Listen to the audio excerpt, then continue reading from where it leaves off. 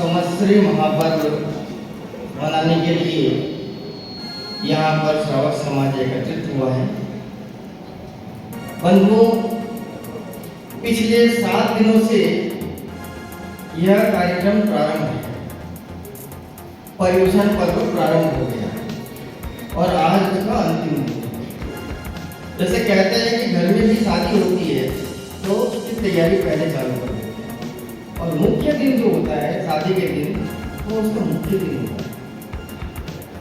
वैसे ही यह पर्युषण पर्व 7 दिन तक आपने पूरी तैयारी की, लेकिन आज यह मुख्य पर्व जो वर्ष में सिर्फ एक बार के लिए आता है, और हमारे दिमाग में, कई लोगों के दिमाग में यह बात रहती है, समस्या आ रही है, उपवास करना है, ये करना है, उसकी पहले से ही एक भूमिका रहती है, दिमाग में कोई प्लानिंग चलती है।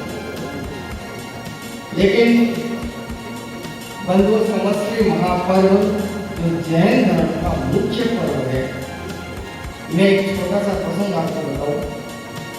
आचार्य श्री तुलसी एक बार आचार्य श्री तुलसी की सेवा के अंदर पादरी आए, जो क्रिश्चियन समाज के धर्मगुरु बैठे थे। चर्चा चल पड़ी और उस पादरी ने आचार्य श्री तुलसी से एक बात कही कि हम यीशु को अपने भगवान के रूप में मानते हैं, और उन्होंने बाइबल में बहुत बड़ी बात कही। तुलसी ने कहा कि क्या बात की? उन्होंने कहा कि यीशु ने कहा है कि अगर आपका कोई शत्रु हो तो उसे भी माफ करो। शायद दुनिया के अंदर ऐसा कोई इंसान होगा कि अपने शत्रुओं को भी माफ करने की बात कहे।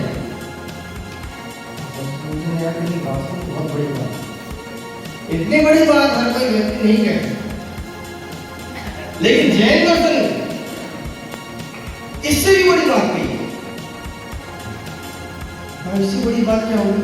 इससे बड़ी क्या हो सकती?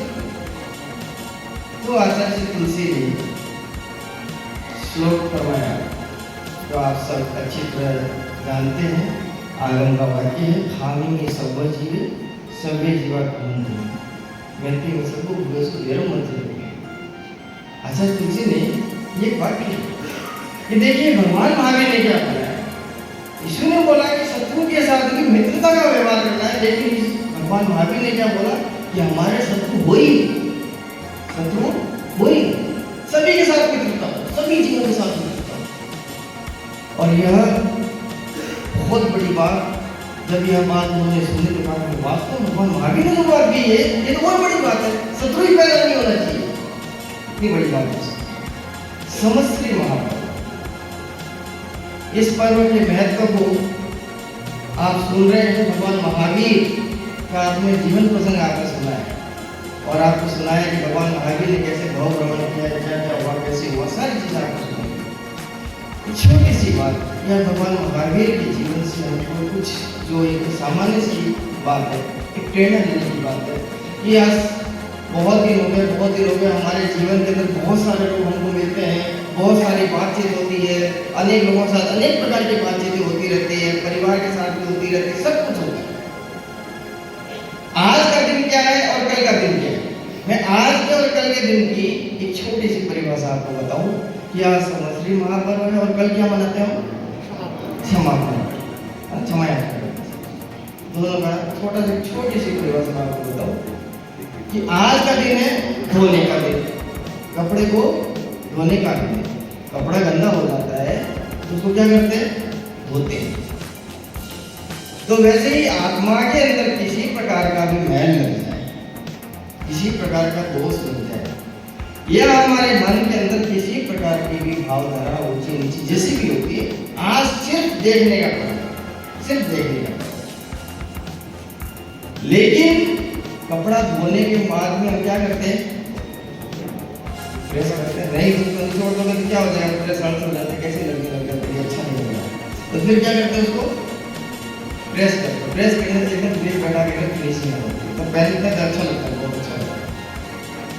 सेम वही चीज है कि आज का जो पर्व है वो क्या है? पर्व सिर्फ धोने का पर्व है, आत्मा का पूरा चिंतन मंथन करने का भी। और कल सबसे आज का प्रतिक्रमण हो जाए, प्रतिक्रमण के बाद में सबसे समय आता है। समय आता है प्रेस, उसको प्रेस करना। प्रेस करने के बाद में आप ऐसे लोगों को टकाटक डाल कर आज के दिन उपवास क्यों करें? उपवास करने का महत्व आप जानते हो?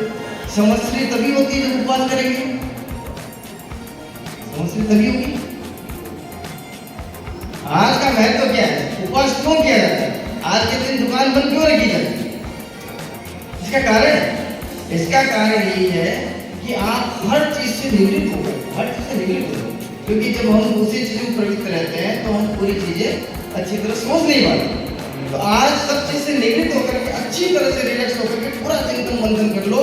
और सबसे बड़ी बात यह है कि सबसे पहले काम किसके साथ करना चाहिए? नजदीक भगवान से, नजदीक भगवान से। 84 लाख जीवनों से क्षमा करते हैं, लेकिन नजदीक वालों से। तो भगवान महावीर के जीवन को जब आपने सुना है और उसको अच्छी तरह से आपने समझने का प्रयास किया, भगवान महावीर के 27 भाव का जो वर्णन मिलता है, उन 27 भाव के अंदर किस भाव के अंदर भगवान ने किस कारण से कैसे कर्म का बंधन किया? सीधे मरीजी के भाव में क्या था? अहंकार के कारण हो गया। वासुदेव क्यों बने थे? सैया पाल के कान में क्या डाला था? काट डाला। क्यों डाला? तो कर्मों का बंधन कैसे कैसे होता है, यह इन सब चीजों से सिर्फ ये जीवन प्रसिद्ध क्यों बताया जाता है? आपको सिर्फ प्रेरणा देने के लिए, और यह प्रेरणा है। तो आज यह संवत्सरी महापर्व मनाने के लिए आप यहाँ उपस्थित हुए हैं। तो मेरा सिर्फ इतना सा कहना है कि आज के दिन आप जितने हल्के हो सकते हैं, हल्के होने का जितना हल्के कैसे बनेंगे अपन? हल्के होने का सीधा सा रास्ता है कि अपन एक बार मन के अंदर मन में लगता है कि भाई हम सामने वाले से कैसे कामना कर लिया, उसने क्या बोल दिया, उसको मन के अंदर गांठ बांध करके बहुत लंबा रख लेते हैं। होता है मन के अंदर, इस लगी स्वाभाविक होती है। कभी कभी कोई ऐसी बातें होती है चुप जाती है, लेकिन अपनी तरफ से निसंदेह कैसे हो सकते हैं, कांटे रहित कैसे हो सकते हैं, इसका प्रयास करना चाहिए। तो यहाँ पर आज बहन पधारी ने काफी प्रयास किया है, खूब प्रोत्साहन किया, उनके प्रोत्साहन से अच्छा रंग लगा।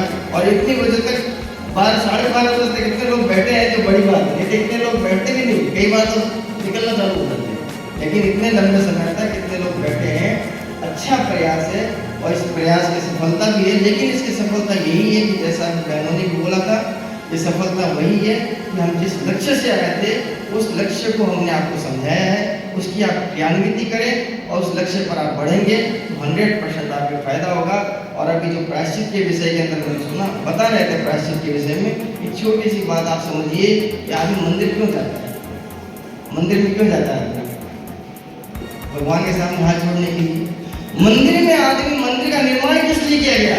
मंदिर का निर्माण इसलिए किया गया था कि जो आदमी दिल की बात किसी के सामने नहीं कह सकता है, वो कहाँ जाके बोलता है? वो वहां जाके बोल देता है, वहां जाके बोल देता है। मैं किसी के सामने ये बात नहीं बोल सकता, मेरे जिंदगी के अंदर से घटना करके मैं नहीं बोल सकता हूँ, लेकिन उसके सामने जाके बोल देता है। वो प्रायश्चित है, उसका प्रायश्चित है। वो मंदिर का निर्माण इसलिए किया गया है, वो इसके अंदर कोई आके कुछ नहीं, लेकिन अपनी बात उनके सामने। और आदम के अंदर भी यही बात आती है, अपना प्रायश्चित कैसे है? तो प्रायश्चित भी मानसिक शुद्धि कैसे हो सकती है, हमारे आत्मा पवित्र कैसे हो सकती है, इसका यह पर्व है। और यह पर्व जो धूमधाम से मनाया जाता है, और धूमधाम कैसे? त्याग, संयम, व्रत के साथ में पर्व को मनाया जाता है। यह पर्व जो हर साल हम मनाते हैं, लेकिन कई बार लोग बोलते हैं ये बात मत कामना, अगला हिसाब चलना, वापस चालू कुछ नहीं करना है, चालू कुछ नहीं करना है। आप प्रयास ये करें, चालू करने की जरूरत नहीं है, चालू तो अपने आप होते रहते हैं। लाइफ के अंदर ऐसे इंसिडेंट आते रहते हैं, ऐसी घटनाएं घटती रहती है, कुछ न कुछ हो ही जाता है। चालू करने की जरूरत नहीं है, लेकिन जहाँ पर भी प्रमाद होता है हल्के होने का जरूर प्रयास करें, विशेष ओम नमः। और यहाँ पर जो श्रावक समाज उपस्थित है, इतने लंबे समय से सुन रहे थे, जरूर मुमुक्ष बहनों की बातों को ध्यान देगा। और इन्होंने जो इतने दिनों की प्रेरणाएं दी है, उस प्रेरणा को जरूर अपने जीवन में उतारने का प्रयास करेगा।